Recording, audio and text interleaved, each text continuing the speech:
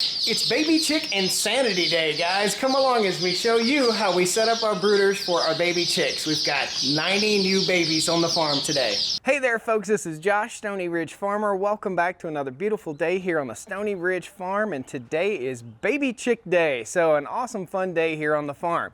We've got 90 baby chicks coming in from Murray McMurray Hatchery, and this applies to whether you buy your chicks from your local farm store or whether you buy your chicks from Murray McMurray like we do. So what we're going to do today is go over all this stuff, and we've already got one brooder set up. We've got 90 baby birds coming. We've got a bunch of Cornish cross meat birds, and we've got a brown egg layer assortment. So come along as we show you how to set up for your new baby chicks. All right?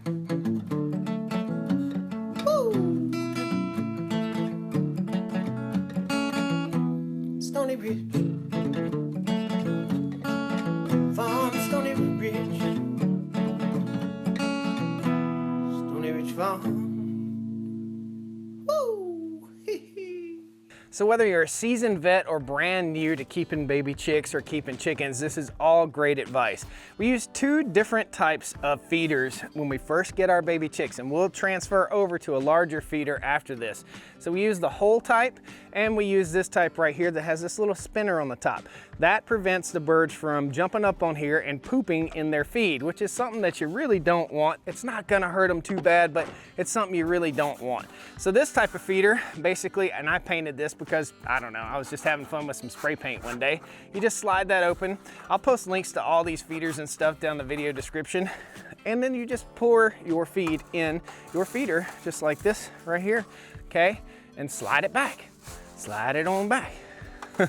That's it. Now, typically when I do this, I'll do it right over top of the brooder once I've got my baby chicks. And the baby chicks will be in the shop, in the garage here on the ground. And I did move the Jeep out of the shop because they will be covered with chicken poop.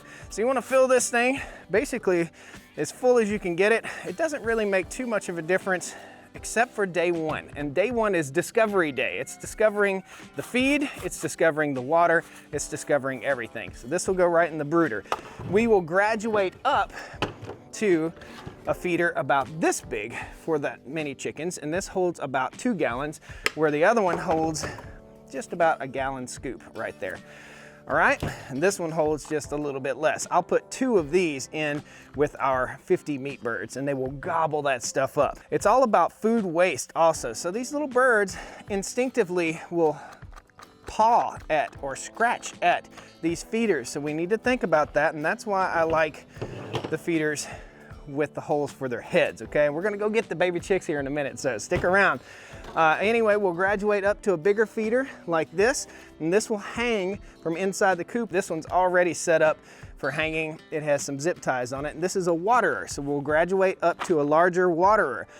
For the meat birds, they're gonna consume a lot of food and a lot of water, so the bigger the feeder and the bigger the water you put in with them, the better off you're gonna be. Now, inside the waterer, you'll notice rocks, okay? These birds just came out of a wet place. They just came from an egg. So the egg was wet inside. Many a baby chick has lost its life drowning in a waterer, guys. So don't just put a pan of water in there. You can go spend a couple bucks and get one of these. This will be what I use for the egg laying bunch because they won't eat quite as much and they don't make quite as big a mess, but they have to stay inside just a little bit longer. So that's the feeders and that's the waterers. We use 2 different types of heat sources here on the farm. We use a heat lamp setup like this with the red heat lamp. The red is a little bit less noxious to the birds. It's not so bright, blasting them in the face.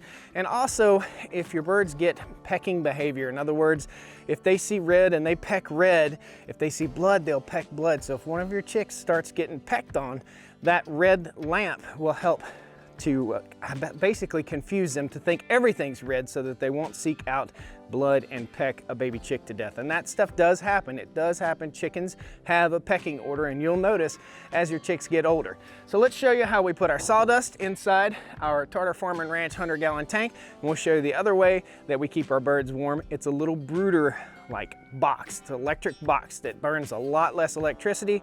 So in one brooder, we'll have the heat lamp. In the other brooder, we'll have the brooder box. I'll show you. For lack of better terms, this is a heat pad. This is from K&H, and it's a heating pad that you put in for your baby chicks. And basically you set it up, it's just like a mother hen. I call it an electronic mother hen. So you set it up in this position. It has these adjustable holes right here where you can set this up inside your chicken coop. We're gonna put it on hole number 2. So first day, our baby chicks need to snuggle up down underneath there and get warm. This thing gets to around 85 degrees underneath, or 85, 90 degrees. And that's the temperature that you're shooting for with your birds. If you have a heat lamp versus one of these, and this is a little more expensive than a heat lamp, if you have a heat lamp, then you need to know this. If the baby birds, when you first get them, they're gonna crowd around the heat lamp. But if later on, about an hour and a half later, if they're all balled up under the heat lamp, then they're not getting enough heat. So you need to move that heat lamp a little bit closer. Be careful. The heat lamp is a fire hazard, so please, please, please, many a barn is burnt down from keeping baby chicks warm. Put this guard on there, so if it does fall down, it doesn't fall in direct contact with the shavings that we're getting ready to show you. So this is the brooder, and this is the lamp for the brooder. Pro tip, use good clean water. Good clean tap water is just fine. Find the hole right here where the water comes out and tip it up like that. Either do it right over the brooder or do it outside. Don't do it in your living room because you're gonna make a mess. Same goes with the other waterer. So next step, easy step, fun step. So we take, these are premium pine shavings. We don't use cedar shavings because they can be a little bit noxious to the birds. They're really, really strong. And I've heard they can cause respiratory problems, although I've never experienced any respiratory problems with cedar shavings. In case you bought cedar shavings already, maybe next time use pine shavings. Now they make 2 different grades of pine shavings. These are the low dust, coarse threaded, where are we here? Flake, it's called Flake, the low dust flake. And these are from my local Tractor Supply. And we'll spread these out inside the brooder, just like so. Make sure you got a nice thick layer for that first layer of sawdust, because, or wood chips, or whatever you want to call them, because that is your base layer. What we're gonna do is, as this gets dirty, as more poop builds up, and more debris builds up, we're just gonna add another layer on top until this stuff is probably about that thick. The chickens will pack it down, and then we'll put it on a bare spot somewhere here on the farm, or you could put it in your compost bin. That chicken manure is insane for making grass grow. So if you got a dead spot in your yard, perfect. Rake it out on there, put some grass seed down, you'll have a nice place. So another little trick that we're gonna show you for feeders and waterers is with cardboard. Let me grab my X-Acto knife and I'll show you. So it's no secret that chickens make a mess. Baby chicks make a mess. You're gonna have a bit of a smell. Now, if you keep this clean and nice, you won't have a bit of a smell. But as the chickens get older and this packs down firmer, you're welcome to take them out, put them in a box, put them in the sunshine, but don't put them in direct sunlight because you can roast them, okay? So you guys gotta be really careful. You wanna keep your brooder 85 to 90 degrees, maybe even 95 degrees. So here is a tip, a pro tip for you. For putting your waterers, because they're gonna make a mess. They're gonna get in that water and they paw at things. They like to dig at things. So we've got our box cutter right here, and everybody's got Amazon boxes and stuff like that laying around. We're recycling them. This is the ultimate compost recycler for boxes. So you'll take your box, cut out some little squares like this, and if you start with a little waterer, just like this, you set it right on that little waterer, just like so. So it's about matched up to the right size, and we'll sit it down here in the coop and just sit it right on the box, and that'll help keep shavings out of your waterer. So we might make it a little bit bigger, say this big, for the bigger waterer, which is right here. So this size for this waterer. So you'll learn what size piece of box to use. And you can also set your feeders, where'd that feeder go? On cardboard too. So we don't waste any feed. So if we set our feeders on a piece of cardboard like that and they rake feed out, they're gonna eat that feed. And we'll just set that right down in the coop also. Very simple, very easy.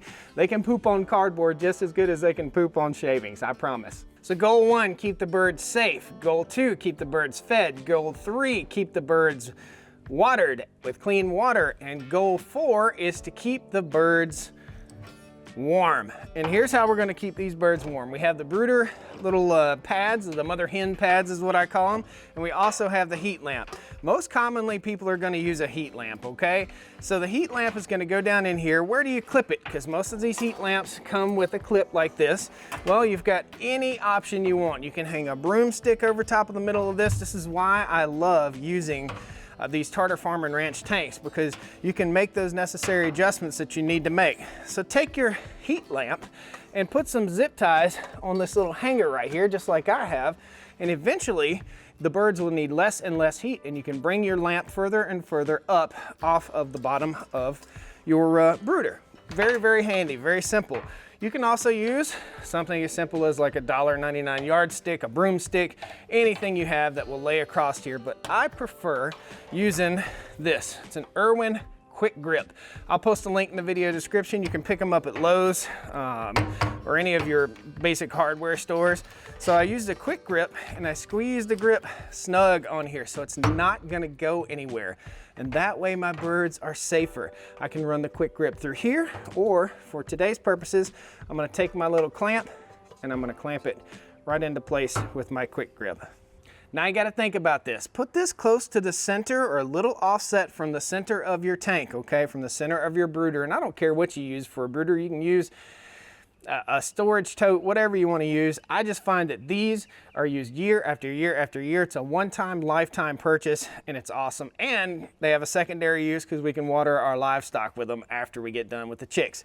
So you don't want your light, which is right here, you don't want it right over top of your feeders or your waterers, because you'll melt them or you'll give the baby chicks hot water. You don't want to do that. So you want to make sure that your waterer is off away from the light and that your feed is off away from the light. If you're using the cardboard method, I wouldn't suggest using the cardboard on day 1, but by day 4, these birds are going to need a little piece of cardboard in there. So keep your feeder and your waterer away from your heat lamp because you will melt it and you could potentially cause a fire. You don't want to do all this the day of getting your chicks, okay? The reason I'm showing you, I already have one brooder set up and it's warmed up. The reason I'm showing you this is because it's all happening in the same day. So we'll go ahead and we'll set our brooder down on the garage floor over here and we'll get it warmed up. We're gonna go to the post office and pick up our baby chicks. All the peepers are peeping, guys, you hear them? So we got 2 big boxes here. Let's open them up and show you guys what comes in the box. All right, 2 big boxes. Some of these are layers and some of these are meat birds for our family's consumption this year. So we're gonna go ahead and open up box number 1 and see what we've got going here. Hey, birdies. Oh, isn't that cool? Check it out, that is so cute, guys. So mixed, intermingled in here are 2 little black chicks in each one. That's awesome. I don't know which ones these are, whether these are the layers or whether they are the meat birds. We're gonna set them to the side. You see them all huddled up together. Now, this is really, honestly, the first time I've opened these boxes, so there sometimes might be a bird that did not make the trip, just so you know. Oh yeah, yep. So we've got our brown egg layer batch right here, and these guys are ready to go in too. I don't know what the black chicks are in here, but it doesn't matter. So let's go ahead and we'll get these guys into their respective brooders. You can do this many different ways, but the way I like to do it, and the safest way, I think, is to bring the birds down here into the brooder, bring the box down in. That's why we use these big 100-gallon water tanks, because you can bring the birds right down into the tank. Baby chick day is awesome. There we go. So these guys will get used to the heat. We've got the heat mats in here. I call them heat mats or mother hens, and they're already discovering the food and the water. You can see these birds are really curious. So the first few hours they're in here, they're gonna learn where the heat is, the food is, and the water is. So they'll do great. Now into the other brooder, we'll put the rest of them. Now, if you've got enough room inside your brooder, and we do have enough room, let's just lay them out. All you gotta do is just tip your box up, and out goes the birds. Now, you can reuse, remember how we talked about keeping shavings out of your waterer? You can reuse these mats and set your waterer on there. You can also lay them in and set your feeder on there. They can't scratch this and get it into the feed. These guys are already eating, and let's see if we can get one drinking. So you take them and you dip their head, just their beak, right over into the water, and they'll discover it really quickly. That's it.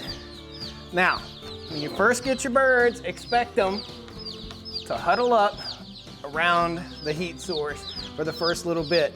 They've got to recover from their trip. Expect a little bit of poopy butt. I call it poopy butt. It's when the poop gets caked to their butt. So you want to monitor these chicks for poopy butt. Make sure they don't get poopy butt, because that can be bad. I've got videos out there. Subscribe to the channel, follow the Everything Chickens playlist, and you'll get all sorts of information on chicks. This is not our first time raising baby chicks. This is awesome, guys. Really love it. Baby Chick Day is one of the most exciting days on the farm. Please pound that like button, jump in, subscribe to the channel. Now you know everything. If you have any questions, post them down there, guys. Don't hesitate to respond to comments. If you want to neaten up your area right here, I'll show you a quick way to do that after the credits. Come on down to the Stoney Ridge, bring your wife and bring your kids. We're living life pure and sweet. That's the way it's supposed to be, Stoney Ridge. So if you want to neaten up your area, if you get that full-on Martha Stewart thing going on, you can always take zip ties. And this also makes your coop a little bit safer too, your brooder a little bit safer. Take some zip ties and get these cords up out of the way so that they don't land on top of the heat lamp. The heat lamp, the outside shroud on the heat lamp is going to be hot. So same thing goes over here, and I'll show you a cool tool to instill these zip ties, and it makes it look so neat and nice. Take your zip tie, put it on there, and this is a zip tie tool. Really cool. You just put this on here. You want to rock it full Martha Stewart style. That tightens up your zip tie and it cuts it. Really, really handy tool. So we can zip tie that stuff up, get it all out of the way, and we're all plugged into a surge protector right here in case something were to surge or fall down in there and cause a problem. So use a surge protector. That's it, guys. Thanks a lot. We'll see you next time.